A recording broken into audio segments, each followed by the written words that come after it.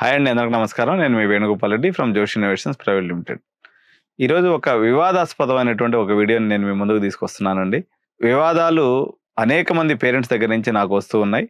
ఈ వివాదాలు విఐటి అనేటువంటి ఒక ఎగ్జామ్ ఏదైతే ఉందో, విఐటి ఎంట్రన్స్ ఎగ్జామ్ ఏదైతే ఉందో, విఐటిలో చేరడానికి ఈ ఎగ్జామ్ చుట్టూ వందలాది కంప్లైంట్స్, వందలాది వివాదాలు వస్తున్నాయి. నేను దీనికి ముందు కూడా చేద్దాం అనుకున్నాం, కానీ కన్ఫర్మేషన్ లేకుండా, అంత పెద్ద ఇన్స్టిట్యూషన్ కదా, మనం చేస్తే బాగుంటుందని గమ్ముగా ఉన్నాను. కానీ ఈరోజు విట్టు మేనేజ్మెంట్ వారే పేరెంట్కి పదే పదే మెసేజెస్ పంపిస్తూ ఉన్నారు. మీరు బ్రోకర్స్ అండ్ ఎగ్జామినేషన్ మాఫియా వలలో పడద్దు అని చెప్పేసి వాళ్ళు కంటిన్యూస్గా పేరెంట్స్ మెసేజ్ పంపిస్తూ ఉన్నారు. వాళ్ళే ఇంకా మెసేజ్ ఇచ్చినప్పుడు నేను ఇంక దీన్ని చెప్పకుండా ఆపడం ఎందుకని చెప్పే ఉద్దేశంతో నేను కూడా వీడియో చేస్తున్నాను. అసలు ఈ వివాదం ఏంది, అసలు ఏమని కాల్స్ వస్తున్నాయి పేరెంట్స్కి, ఈ పేరెంట్స్ ఈ వలలో పడకుండా ఉండాలంటే ఏం చేయాలి, అసలు ఎలా దీన్ని మ్యానిపులేషన్ చేస్తున్నారు అనేది నేను మీ ముందుకు తీసుకొచ్చే ప్రయత్నం చేస్తాను.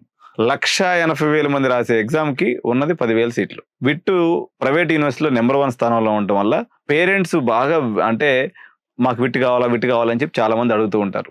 అందువల్ల నేనైతే ఎప్పుడు విట్టు డేటాని చూడలేదు. నేను కూడా ఈ మధ్య రీసెంట్గా చూడటం జరిగింది, ఎవరో ఒక స్నేహితుల దగ్గర కానీ ఉంటే. విట్టు డేటా రిలీజ్ అయిపోయింది.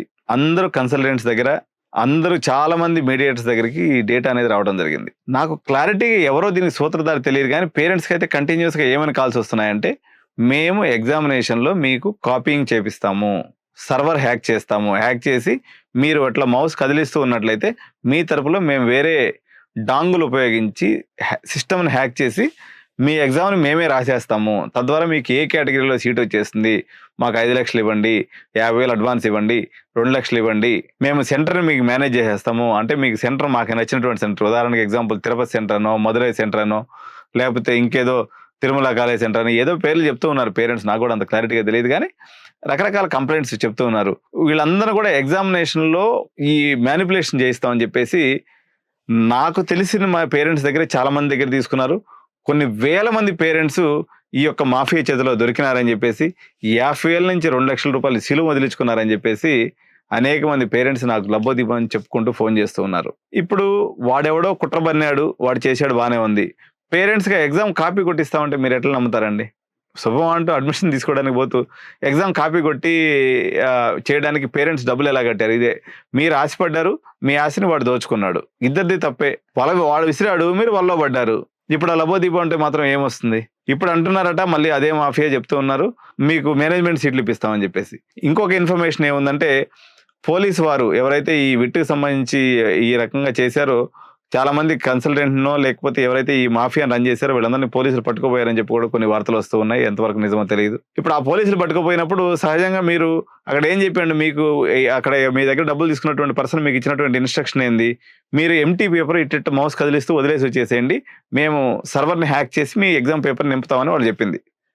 మీరు దాన్ని వదిలేసి వచ్చారు. వాడు అక్క వదల హ్యాక్ చేయలేకపోయాడు. 100 మంది దగ్గర తీసుకుంటే ఓన్లీ 10 మందికి ఏమో ఎగ్జామినేషన్ మ్యానిపులేషన్ అయింది, రిమైనింగ్ వాళ్ళకి కాలేదు. సో మీరు అందరూ కూడా ఎంటీ పేపర్ ఇచ్చి వచ్చారు. విట్టు వాళ్ళు నిజంగా మిమ్మల్ని పట్టుకోదలుచుకుంటే, మిమ్మల్ని కూడా కేసుల్లో ఇట్లా బుక్ చేయదలుచుకుంటే, వాళ్ళు ఎవరైతే ఎంటీ పేపర్లు ఇచ్చి ఇచ్చారో వాళ్ళందరినీ వాళ్ళు ఎక్సెల్ షీట్లోకి తీసుకొని మీ మీద కూడా కేసులు పెడితే అప్పుడు మీ పరిస్థితి ఏంటి? ఇప్పుడు విట్టి యాజమాన్యం కూడా చెప్తుంది, బాబు మేము పదే పదే ఇట్లాంటి వాళ్ళని ఏది కూడా నమ్మొద్దు, మేము అట్లాంటిది ఏమీ చేయట్లేదు, ఎగ్జామ్ మ్యానిపులేషన్ చేయకూడదు, అట్లాంటివి జరగకూడదు అని చెప్పేసి వాళ్ళు చేస్తూ ఉంటే, రకరకాల కుమ్మక రాజకీయ ఇంతకుముందు కాలంలో కూడా జరిగేదట, మనం చెప్తే వింటమే.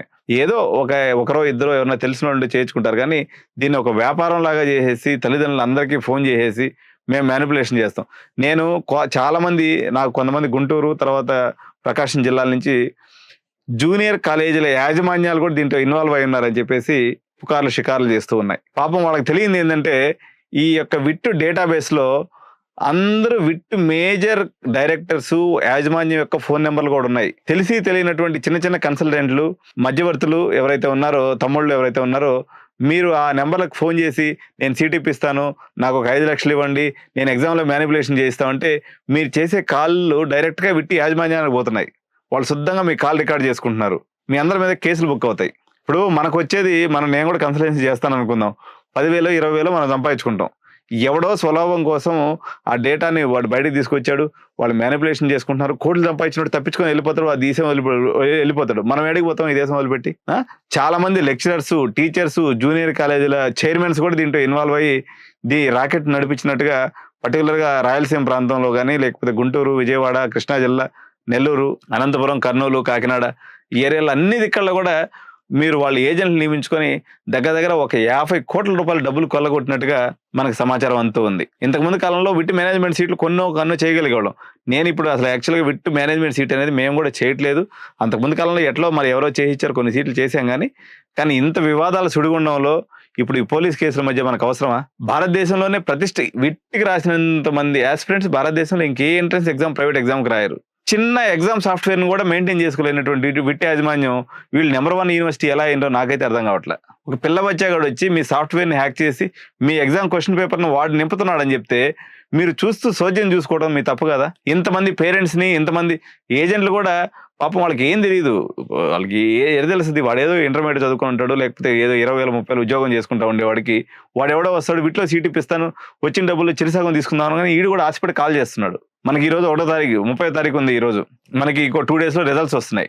డబ్బులు ఇచ్చిన వాళ్ళు అందరూ ఆగమైపోయారు. మళ్ళీ అదే పేరెంట్స్ ఫోన్ చేసి మేము మేనేజ్మెంట్ సీట్ ఇప్పిస్తామని చెప్పేసి డబ్బులు తీసుకున్నటువంటి వాళ్ళు బొంక బలుకుతున్నారు. మీరు అర్థం చేసుకోవాల్సింది వచ్చేసి ఏజెంట్స్ అయితే అర్థం చేసుకోవాల్సింది, లేకపోతే కన్సల్టెంట్ అర్థం చేసుకోవాల్సింది వచ్చేసి మీరు ఆల్రెడీ కేసులో ఇప్పుడు మీరు చేసే ప్రతి కాలు బిట్ డేటాబేస్ లోంచి మీరు చేసే ప్రతి కాలు మానిటర్ కాబడుతుంది, రికార్డ్ కాబడుతుంది. ఇది పోలీసుల నిఘాలో ఉంది. మీరు ఆవేశపడిపోయి ఏదో 50,000 లక్ష రూపాయలు వస్తే కకృతి పడద్దు. ఈసారి బిట్ అనేది మాత్రం నిజంగా టఫ్ టైం నడుస్తుంది. ఈ ఎగ్జామినేషన్ స్కామ్లో ఎవరైతే ఇన్వాల్వ్ అయి ఉన్నారో వాళ్ళందరినీ బట్టబయలు చేయాలని చెప్పేసి విట్ యాజమాన్యం నిర్ణయించుకుంది. ఖచ్చితంగా వీళ్ళందరి మీద కూడా కేసులు బుక్ అవుతాయని చెప్పేసి మనకి ఇంటర్నల్ గా సమాచారం ఉంది. చాలా మంది మనకి డిపార్ట్మెంట్ వరకు కూడా చెప్తూ ఉన్నారు. అర్థం చేసుకోవాలని తెలియజేస్తూ ఇలాంటి అనెథికల్ ప్రాక్టీసెస్ చేసి మనకు వచ్చే కమిషన్, మనకు వచ్చేది 10-20 అసలు ఎవడో తినిపోతాడు, మనకు వచ్చేది ఏం లేదంటూ ఇటువంటి స్కామ్స్ లో ఇరుక్కోకుండా ఉండాలని అటు మా తమ్ముళ్ళకి, అదేవిధంగా పేరెంట్స్కి కూడా తెలియజేస్తూ థ్యాంక్ యూ సో మచ్.